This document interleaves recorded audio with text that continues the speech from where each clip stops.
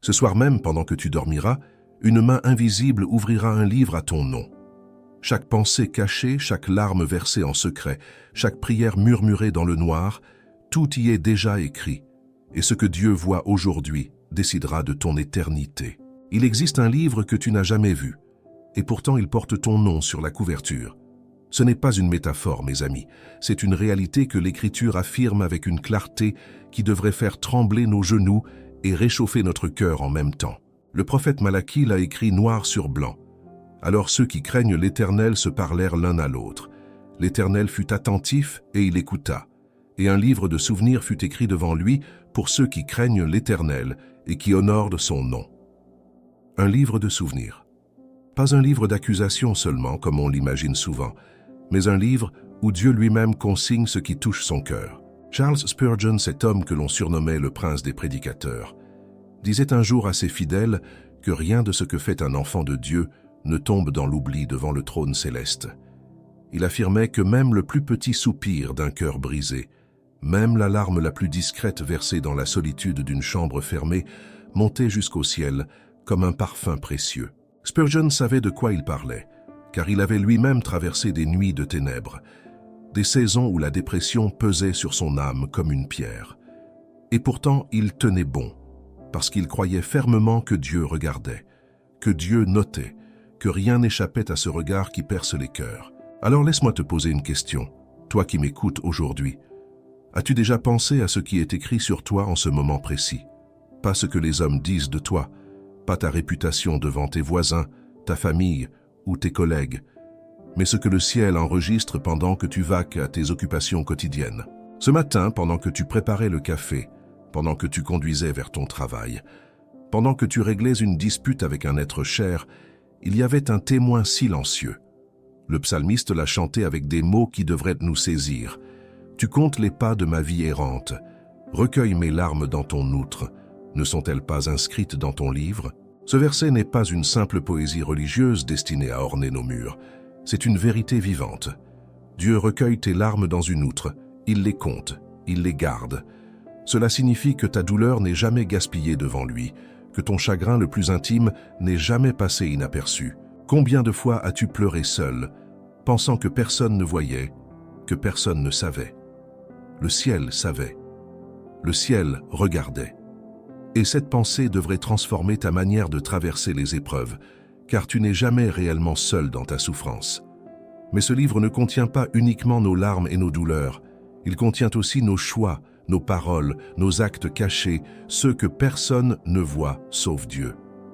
Jésus lui-même enseignait cette vérité avec une insistance particulière. Il disait que lorsque tu donnes en secret, sans que ta main gauche sache ce que fait ta main droite, ton Père qui voit dans le secret te récompensera. Remarque bien ces mots. Ton Père voit dans le secret. Cela signifie que la vie spirituelle authentique ne se joue pas sur la scène publique, devant les applaudissements des hommes, mais dans l'intimité silencieuse où personne d'autre que Dieu n'est témoin. Combien de personnes aujourd'hui vivent une foi de façade, une religion de vitrine soignée pour impressionner les autres croyants, mais vide dès que les portes se ferment? Spurgeon dénonçait cette hypocrisie avec une fermeté qui piquait les consciences de son temps.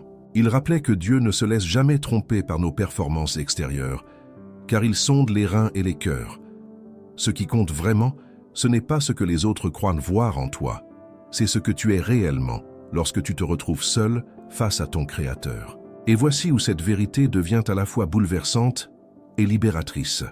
Bouleversante parce qu'elle nous rappelle que rien n'échappe au regard divin, ni nos pensées les plus sombres, ni nos intentions les plus cachées.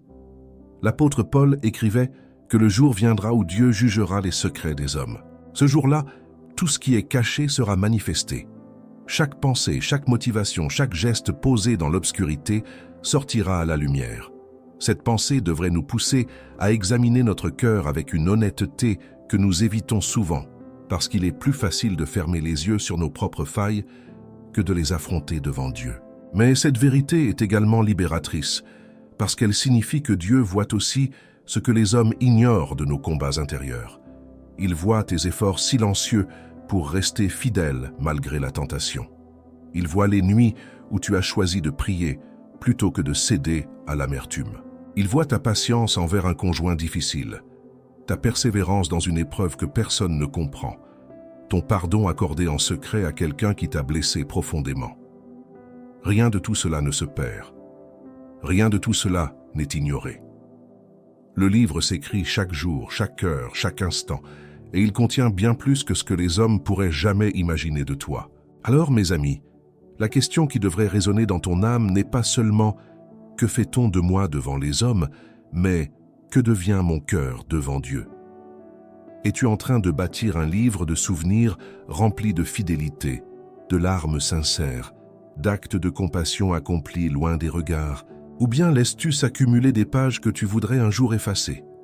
La bonne nouvelle, celle que l'Évangile proclame avec puissance, c'est qu'il existe une grâce capable de transformer même les pages les plus sombres de notre histoire, à condition que nous nous tournions vers celui qui tient la plume. Avant d'aller plus loin dans ce message, je veux te dire quelque chose d'important. Si cette vérité touche ton cœur aujourd'hui, si tu sens cette soif de renouer une intimité plus profonde avec Dieu, sache que nous avons préparé un guide qui pourrait t'accompagner dans cette démarche. Il s'appelle 21 jours pour restaurer votre intimité avec Dieu. Et il a été pensé pour ceux qui, comme toi peut-être, sentent que leur relation avec le ciel s'est refroidie, que la ferveur d'autrefois s'est éteinte doucement sans qu'on sache exactement pourquoi. Ce guide t'aidera jour après jour à raviver cette flamme intérieure, à retrouver cette proximité avec Dieu que ton âme réclame en silence. Tu peux l'acquérir dès maintenant en suivant le lien dans le commentaire épinglé sous cette vidéo. Ne remets pas à demain ce que ton cœur désire aujourd'hui. Et avant que nous poursuivions ce voyage ensemble à travers ce que Dieu inscrit réellement sur ta vie, je t'invite chaleureusement à t'abonner à cette chaîne. Ici, chaque semaine, nous approfondissons ensemble les vérités de la parole à la lumière des enseignements des grands prédicateurs qui nous ont précédés. Abonne-toi, active la cloche et reste avec moi, car ce que nous allons découvrir dans les prochaines minutes pourrait changer la façon dont tu vis chacune de tes journées. Il y a un passage de l'Écriture qui devrait nous arrêter net dans notre course quotidienne, et pourtant nous le lisons souvent sans en mesurer le poids réel. C'est l'histoire d'Ananias et de Saphira, ce couple qui décida de mentir à l'Esprit de Dieu en prétendant avoir donné la totalité du prix d'un champ vendu, alors qu'ils en avaient secrètement gardé une partie pour eux-mêmes. Ils pensaient que personne ne le saurait jamais. Ils pensaient que leur petit arrangement resterait entre eux, loin des yeux de la communauté, loin du regard de Dieu lui-même. Mais Pierre, rempli de discernement, leur posa cette question qui glace encore aujourd'hui. Pourquoi Satan a-t-il rempli ton cœur de sorte que tu aies menti au Saint-Esprit? Ce récit n'est pas raconté pour t'effrayer sans raison, mais pour t'ouvrir les yeux sur une réalité que beaucoup préfèrent ignorer. Ce que tu caches aux hommes, tu ne le caches jamais à Dieu.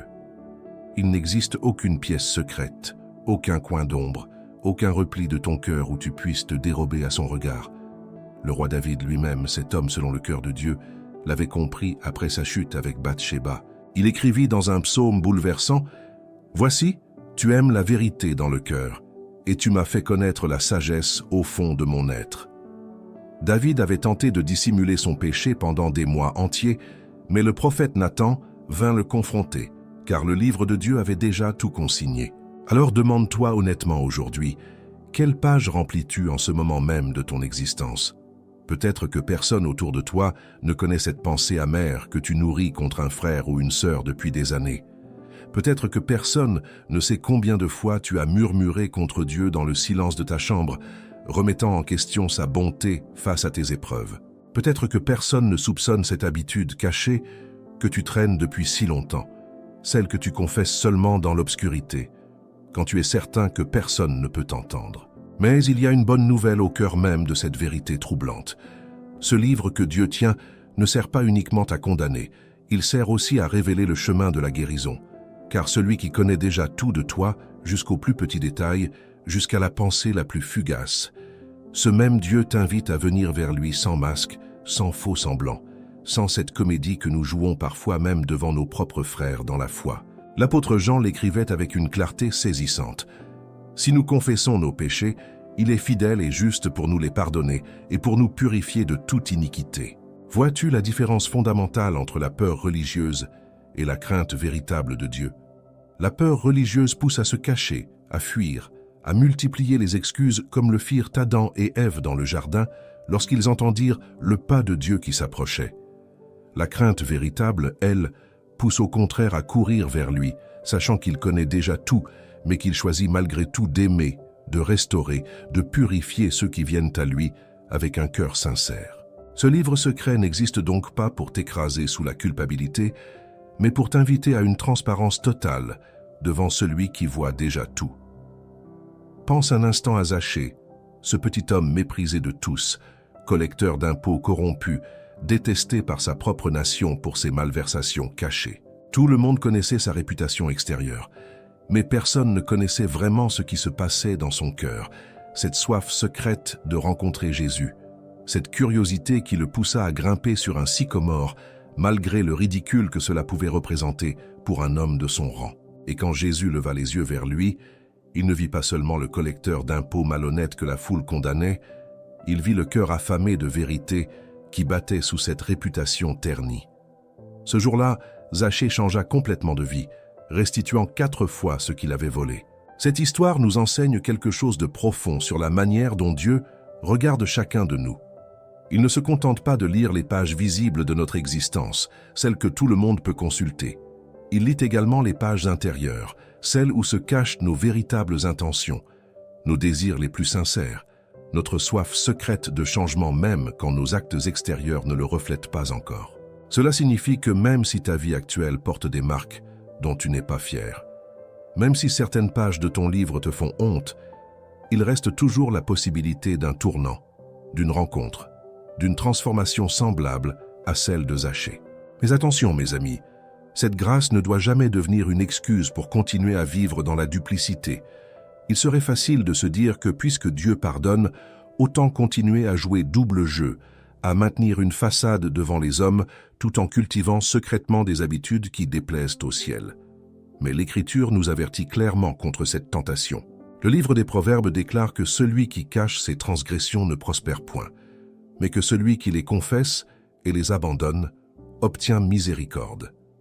Il y a une différence radicale entre cacher son péché et le confesser pour en être libéré. Je pense souvent à ces croyants qui, dimanche après dimanche, lèvent les mains dans l'adoration, chantent avec ferveur, prononcent des paroles pieuses devant leur communauté, mais qui rentrent chez eux et redeviennent des personnes totalement différentes. Ce contraste entre l'image publique et la réalité privée est exactement ce que le livre de Dieu révèle sans complaisance. Il ne se laisse jamais impressionner par nos performances spirituelles du dimanche matin. Il regarde ce qui se passe le lundi, le mardi, dans le secret de nos pensées et de nos actions quotidiennes. Alors je t'invite aujourd'hui à un exercice difficile mais nécessaire. Prends un moment pour imaginer que tu tiens entre tes mains les pages écrites sur toi cette semaine. Que verrais-tu? Des actes de compassion accomplis sans attendre de reconnaissance ou des paroles blessantes prononcées derrière le dos de quelqu'un, des moments de prière sincère ou des heures perdues dans des distractions qui éloignent ton cœur de Dieu. Cette réflexion n'a pas pour but de te condamner, mais de t'éveiller, car un cœur éveillé est un cœur qui peut encore changer de direction, contrairement à un cœur endormi qui continue sa route sans jamais s'interroger. Il existe une profondeur dans la relation avec Dieu que beaucoup de croyants n'atteignent jamais, simplement parce qu'ils n'ont jamais accepté cette vérité fondamentale. Être connu totalement, sans filtre, sans masque, et pourtant être aimé malgré tout. C'est exactement cela l'Évangile. Ce n'est pas un Dieu qui ferme les yeux sur nos fautes par indifférence, mais un Dieu qui les voit toutes et qui choisit quand même de tendre la main à travers la croix de son Fils. Cette réalité devrait transformer chaque page que tu écris désormais, non pas par peur d'être découvert, mais par amour pour celui qui t'a déjà tout pardonné. Il y a un homme dans les Écritures dont l'histoire mérite toute notre attention, car elle illustre magnifiquement ce que nous explorons aujourd'hui. Cet homme s'appelait Corneille, un centurion romain, un païen selon la loi juive, quelqu'un que personne n'aurait soupçonné d'occuper une place particulière dans le cœur de Dieu. Et pourtant, un ange lui apparut un jour avec des mots extraordinaires. Tes prières et tes aumônes sont montées devant Dieu, et il s'en est souvenu. Remarque bien cette expression, monter devant Dieu. Cela signifie que chaque prière sincère que tu prononces, chaque acte de générosité que tu accomplis loin des regards, s'élève réellement jusqu'au trône céleste, comme une fumée odorante qui ne se perd jamais dans l'air. Combien de personnes pensent que leurs petits gestes de bonté passent inaperçus, que leurs prières murmurées entre deux tâches ménagères ne comptent pas vraiment, que leur générosité discrète envers un voisin dans le besoin ne change rien à l'échelle de l'éternité. Corneille nous enseigne le contraire. Ce centurion n'avait ni titre religieux impressionnant, ni position d'autorité dans le peuple de Dieu, ni réputation de sainteté particulière. Il était simplement fidèle dans le secret, généreux sans ostentation, et cette fidélité cachée fut remarquée par le ciel avant même qu'aucun homme ne la remarque. Cette vérité devrait transformer complètement ta perspective sur ce que tu accomplis chaque jour dans l'ombre. Cette aide financière discrète que tu apportes à cette famille en difficulté, ce temps que tu prends pour visiter une personne âgée que plus personne ne visite, cette patience que tu déploies envers un enfant difficile alors que personne ne voit tes efforts, tout cela est déjà consigné, déjà remonté, déjà connu de celui qui juge avec justice. Le livre des œuvres secrètes ne contient donc pas uniquement nos chutes et nos péchés cachés. Il contient également nos victoires silencieuses, nos actes de fidélité que personne n'applaudit sur cette terre. Pensons également à cette veuve que Jésus observa un jour près du trésor du temple, tandis que les riches déposaient bruyamment leurs offrandes abondantes. Elle, discrètement, sans attirer l'attention, laissa tomber 2 petites pièces, tout ce qu'elle possédait pour vivre. Personne dans la foule ne remarqua ce geste, personne n'applaudit sa générosité, personne ne connut même son nom. Mais Jésus, lui, la vit. Il déclara à ses disciples que cette veuve avait donné plus que tous les autres, car elle avait donné de son indigence, tandis que les autres donnaient de leur superflu. Ce jour-là, un geste totalement invisible aux yeux des hommes devint une leçon éternelle gravée dans les Écritures. Cette réalité nous pousse à reconsidérer profondément la manière dont nous mesurons la valeur de nos actions. Nous vivons dans une époque où tout doit être visible, photographié, partagé, validé par le regard des autres pour avoir une quelconque importance à nos yeux. Mais Dieu ne fonctionne pas selon cette logique. Ce qu'il valorise le plus souvent, ce sont précisément ces gestes que personne ne voit, ces sacrifices que personne ne connaît, cette fidélité que tu maintiens même lorsqu'aucune récompense terrestre ne semble t'attendre. Considérons aussi l'histoire de Job, cet homme intègre que Dieu lui-même présenta à Satan comme un exemple de droiture. Job traversa des épreuves d'une intensité que peu d'entre nous connaîtront jamais, perdant ses enfants, ses biens, sa santé, tout en un instant. Ses amis vinrent l'accuser, prétendant que ses souffrances devaient forcément découler d'un péché caché. Mais Dieu savait la vérité. Il connaissait le cœur de Job, sa fidélité secrète, son intégrité que même ses proches ne comprenaient pas entièrement. À la fin de cette histoire bouleversante, Dieu restaura tout ce que Job avait perdu, doublement, parce que le ciel avait vu ce que les hommes n'avaient pas su discerner. Cette leçon devrait t'encourager profondément si tu traverses actuellement une saison où tu te sens incompris, où même tes proches interprètent mal tes souffrances ou tes choix. Peut-être que personne autour de toi ne comprend pourquoi tu tiens bon dans cette situation difficile, pourquoi tu refuses de céder à l'amertume malgré tout ce que tu as perdu. Mais Dieu, lui, voit ta fidélité. Il connaît la vérité derrière chaque larme versée, chaque nuit passée à lutter en prière, chaque décision de rester intègre alors que tout semblait s'effondrer autour de toi. Il est également important de comprendre que ce livre céleste n'enregistre pas uniquement des actions ponctuelles, mais aussi la constance d'un cœur à travers le temps. L'Écriture parle d'une couronne de vie promise à ceux qui demeurent fidèles jusqu'à la fin, et non pas simplement à ceux qui connaissent un moment isolé de piété, suivi d'un abandon rapide. C'est la persévérance discrète, celle que personne ne remarque au jour le jour, qui construit véritablement un héritage spirituel solide devant Dieu. Regardons également Daniel, cet homme qui continua de prier 3 fois par jour, fenêtres ouvertes vers Jérusalem, même après qu'un décret royal eût interdit toute prière adressée à un autre qu'au roi lui-même. Daniel aurait pu prier discrètement, fermer ses fenêtres, dissimuler sa dévotion pour éviter le danger. Mais il choisit la fidélité visible, assumée, même au péril de sa vie. Cette fidélité lui coûta une nuit dans la fosse aux lions, mais Dieu ferma la gueule des lions. et cette délivrance devint un témoignage éternel de ce que représente une foi qui refuse de se cacher par peur des conséquences. Alors je te pose cette question aujourd'hui, avec tout le respect et l'amour que je porte à ceux qui m'écoutent. Que construis-tu réellement dans le secret de ta vie quotidienne? Es-tu en train d'accumuler des actes de fidélité comme Corneille, cette veuve, Job ou Daniel, des gestes que personne ne voit mais que Dieu enregistre avec attention? Ou bien laisses-tu le découragement te convaincre que rien de ce que tu fais dans l'ombre n'a d'importance réelle?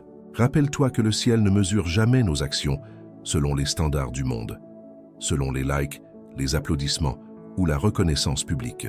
Ce qui compte véritablement, c'est cette persévérance silencieuse, cette intégrité maintenue même lorsque personne ne regarde, cette générosité offerte sans attendre de retour. Chaque prière que tu prononces dans ta voiture avant d'entrer au travail, chaque parole d'encouragement que tu adresses à un collègue épuisé, chaque moment où tu choisis la vérité plutôt que le mensonge facile, tout cela s'inscrit dans ce livre que Dieu tient avec une fidélité parfaite. Rien ne se perd, rien n'est oublié.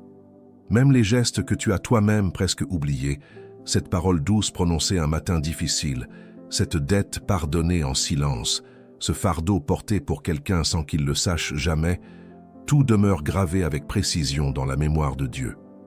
Et un jour, ce que tu as semé dans le secret sera récolté en pleine lumière, devant tous, sans qu'aucune page ne manque à l'appel.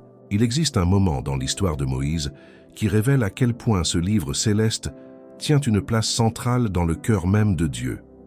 Après que le peuple d'Israël eut fabriqué le veau d'or, provoquant une colère divine terrible, Moïse intercéda avec une audace stupéfiante. Il dit à Dieu, « Pardonne maintenant leurs péchés, sinon, efface-moi de ton livre que tu as écrit. » Cette prière montre que Moïse comprenait parfaitement l'existence de ce registre céleste, ce livre où sont inscrits les noms de ceux qui appartiennent à Dieu.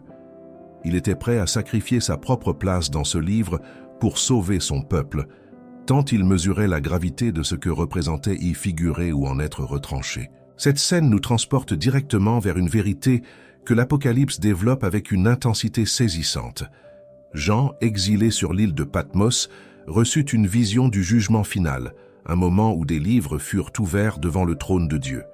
L'Écriture dit « Les morts furent jugés selon leurs œuvres », d'après ce qui était écrit dans les livres. Puis un autre livre fut ouvert, celui de la vie, et quiconque n'y était pas trouvé inscrit fut jeté loin de la présence de Dieu. Cette image devrait nous saisir profondément, car elle nous rappelle que deux réalités coexistent. Le livre de nos œuvres, qui témoigne de notre vie entière, et le livre de vie, qui témoigne de notre relation véritable avec le Christ.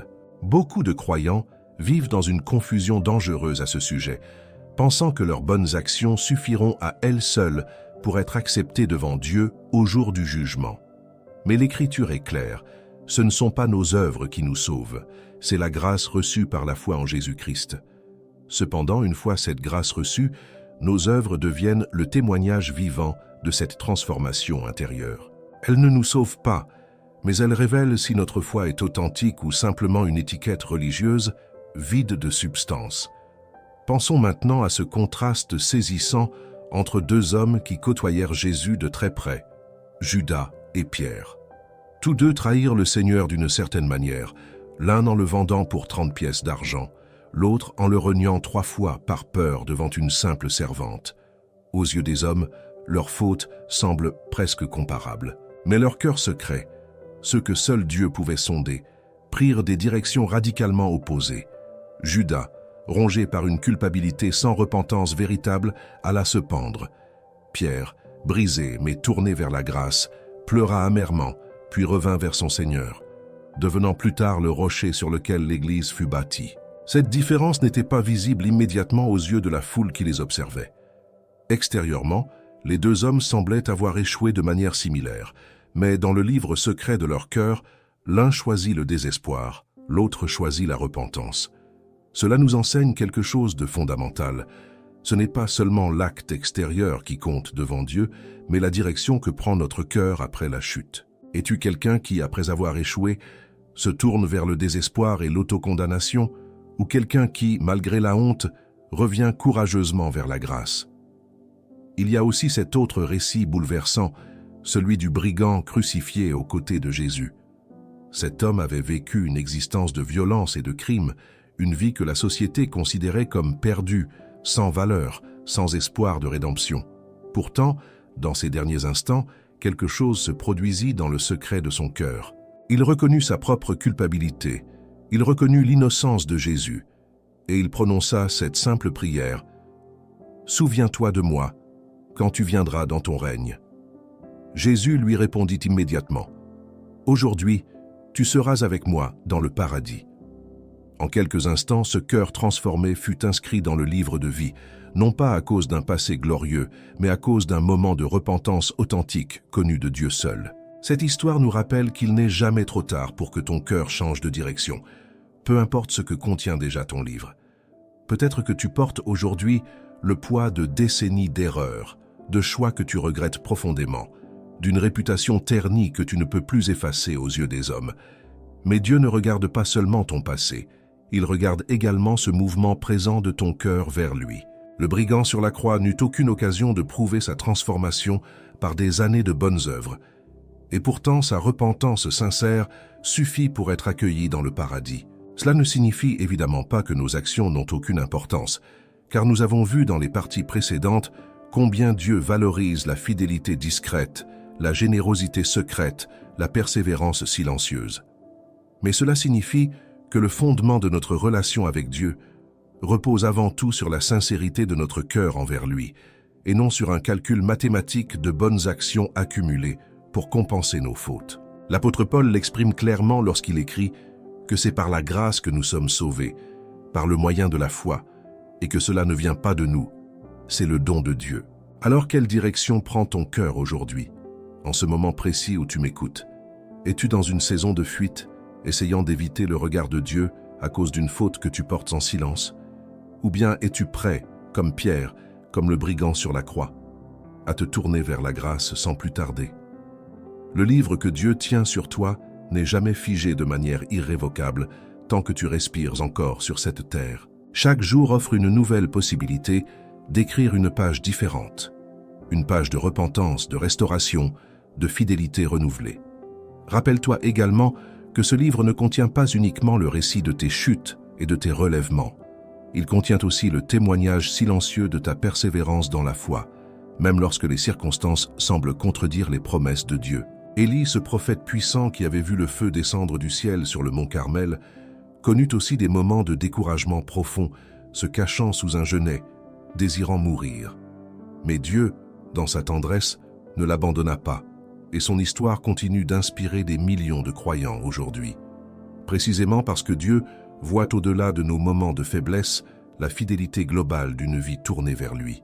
Alors ne juge jamais ton propre parcours uniquement à travers tes moments de découragement, tes nuits sous le genêt, tes instants de doute où tu as voulu tout abandonner.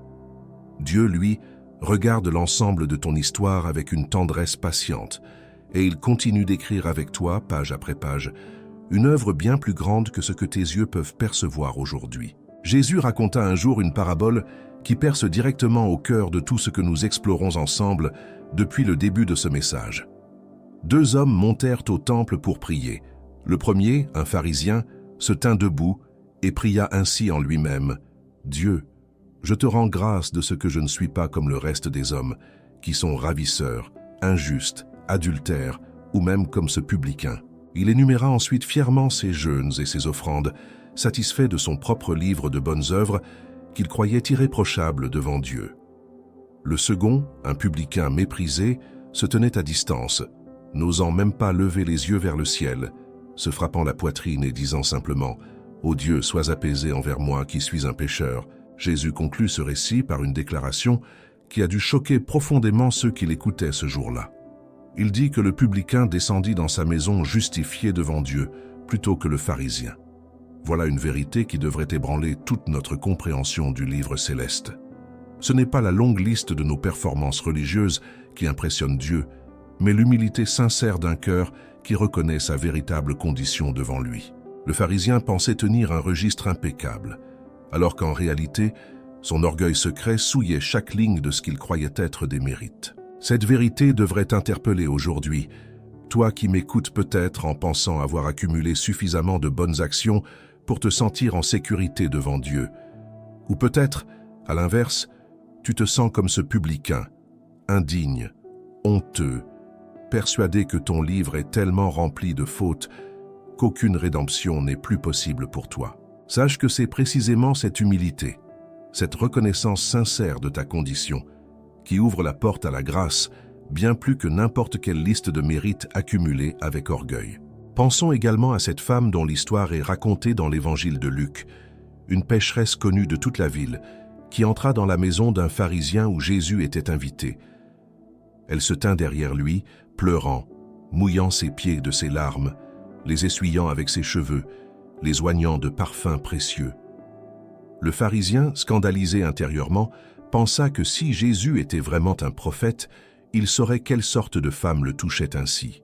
Mais Jésus, qui connaissait parfaitement le secret de chaque cœur présent dans cette pièce, déclara que les péchés de cette femme, bien que nombreux, étaient pardonnés parce qu'elle avait beaucoup aimé. Cette scène illustre magnifiquement la différence entre une religion de façade et une dévotion authentique du cœur. Le pharisien, extérieurement respectable, jugeait intérieurement avec dureté. La femme, extérieurement condamnée par la société, offrait intérieurement un amour sincère et brisé envers celui qui pouvait la sauver. Le livre que Dieu tenait sur ces deux personnes ce jour-là ne ressemblait en rien à ce que les convives de cette maison auraient pu imaginer en observant simplement les apparences extérieures. Il y a aussi cette autre femme, Marie de Béthanie, qui prit un vase d'albâtre rempli d'un parfum de nard pur, extrêmement coûteux, et l'employa entièrement pour oindre les pieds de Jésus, essuyant ensuite avec ses cheveux. Certains disciples présents s'indignèrent, estimant ce geste comme un gaspillage inutile. Mais Jésus répondit avec une tendresse ferme, « Laissez-la, elle a fait ce qu'elle a pu. » Il ajouta même que partout où l'Évangile serait prêché dans le monde entier, on raconterait aussi ce qu'elle avait fait en mémoire d'elle.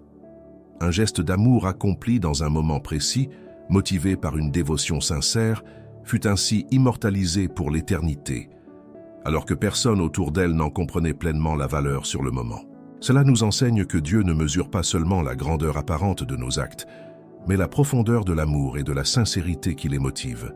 Une petite pièce donnée par une veuve pauvre, un parfum versé par une femme dévouée, une prière murmurée par un publicain honteux, tout cela pèse infiniment plus dans la balance céleste que des performances religieuses accomplies avec orgueil et calcul. C'est le cœur qui donne sa véritable valeur à chaque geste inscrit dans ce livre, des œuvres secrètes.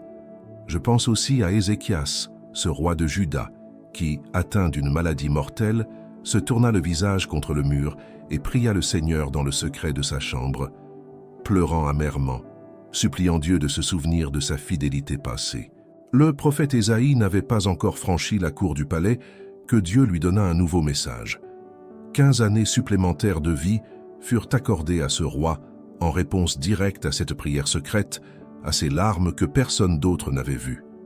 Cette histoire nous rappelle avec force que nos prières les plus intimes, prononcées loin de toute oreille humaine, ont un pouvoir réel devant Dieu, un pouvoir capable de changer véritablement le cours des événements. Alors, mes amis, je t'encourage aujourd'hui à ne jamais mépriser ce qui se passe dans le secret de ta relation avec Dieu, même si cela semble insignifiant aux yeux du monde. Cette prière chuchotée dans ta voiture, cette larme versée en silence pendant que tu conduis, ce moment de repentance vécu seul dans ta chambre, ce geste de dévotion que personne autour de toi ne comprend pleinement, tout cela compte infiniment plus que tu ne peux l'imaginer. Le livre que Dieu tient sur toi n'est jamais indifférent à ces instants d'intimité sincère, même lorsqu'ils semblent minuscules ou insignifiants face aux standards du monde qui nous entoure. Rappelle-toi également que ce même Dieu qui voit ta faiblesse, ta honte, ton passé chargé, est le même Dieu qui accueillit la femme pécheresse, qui valorisa le parfum de Marie, qui écouta les larmes cachées d'Ézéchias. Il n'attend pas de toi une perfection extérieure impossible à atteindre, mais un cœur sincère, brisé devant lui, prêt à revenir chaque jour vers cette intimité que ton âme réclame depuis si longtemps, même lorsque ta bouche n'a pas encore trouvé les mots pour l'exprimer clairement. Pense à Abraham également, cet homme que l'Écriture appelle l'ami de Dieu. Sa foi ne s'est pas construite en un seul jour spectaculaire, mais à travers des années de marches silencieuses, de tentes dressées et déplacées, de promesses attendues, sans qu'aucun signe visible ne vienne les confirmer immédiatement. Personne autour de lui ne comprenait pourquoi cet homme âgé continuait de croire en un héritier, alors que son corps et celui de Sarah semblaient déjà éteints pour porter la vie. Et pourtant, dans le secret de son cœur, sa confiance ne faiblissait pas, et Dieu la lui compta comme justice. Cette même dynamique se retrouve dans ta propre vie, peut-être en ce moment précis. Tu portes peut-être une promesse que Dieu t'a faite il y a longtemps, une attente qui semble s'éterniser sans réponse visible. Personne autour de toi ne comprend pourquoi tu continues d'espérer, pourquoi tu refuses d'abandonner cette prière que tu répètes depuis des mois, parfois des années. Mais comme pour Abraham, ta persévérance silencieuse dans la foi n'échappe jamais au regard de Dieu, et elle s'inscrit fidèlement dans ce livre qu'il tient sur toi avec une attention que les hommes ne peuvent ni mesurer ni comprendre. Mes amis, si ce message a touché ton cœur aujourd'hui, sache que ce livre que Dieu écrit sur toi n'attend qu'une chose, ton retour sincère vers lui. Si tu sens cette soif de renouer une intimité véritable avec Dieu, notre guide 21 jours pour restaurer votre intimité avec Dieu t'attend dans le commentaire épinglé sous cette vidéo. Acquérez-le dès aujourd'hui et laisse chaque jour raviver ta flamme intérieure. Merci du fond du cœur d'avoir regardé cette vidéo jusqu'au bout. Abonne-toi à cette chaîne pour ne manquer aucun message. Laisse un like, écris-nous en commentaire ce que ce message a réveillé en toi et reste avec nous, car d'autres vidéos t'attendent déjà à l'écran pour continuer ce chemin ensemble.